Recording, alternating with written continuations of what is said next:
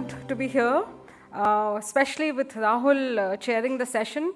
I don't think lots of people know that, when it comes to brands, and before I moved into the corporate world, all the thinking and all the learning that I've had on the subject of brand is thanks to Rahul and another dear colleague, which is Santosh Desai.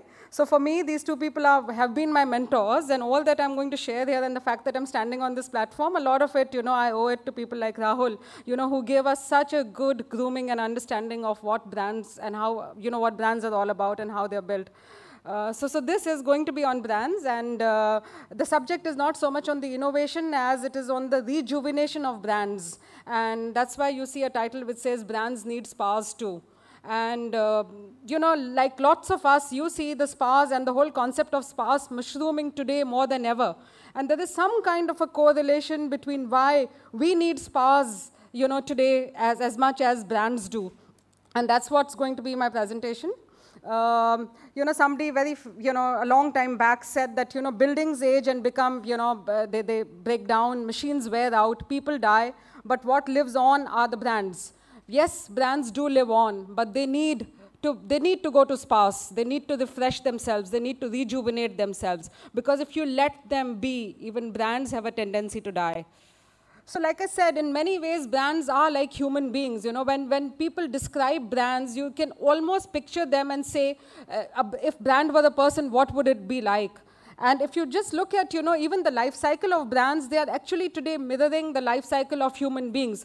Today, human life cycle is getting accelerated more than ever before. And what is causing this human life cycle to get accelerated, and what is the impact of human life cycle getting accelerated onto brands aging much faster? So if you look at what's causing the human beings, brands is a function of content and context.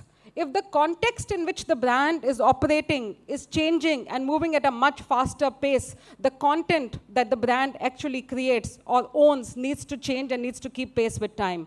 So the environment in which the brand is operating today is changing, and changing at a very rapid pace. And what you mean by that is that the consumers are changing. And if the consumers around you are changing, then the brands have to keep pace. And what is causing this change, we are all aware of, and there are various reasons that are causing these changes. If you look at consumers today, youngsters are aging much faster. You see youth happening, even before the person turns a teenager. A kid today, an 8 or 9-year-old kid today starts behaving like a teenager. A 40-year-old is today wanting to behave like a 24-year-old. A 60-year-old guy thinks that, his life has just begun.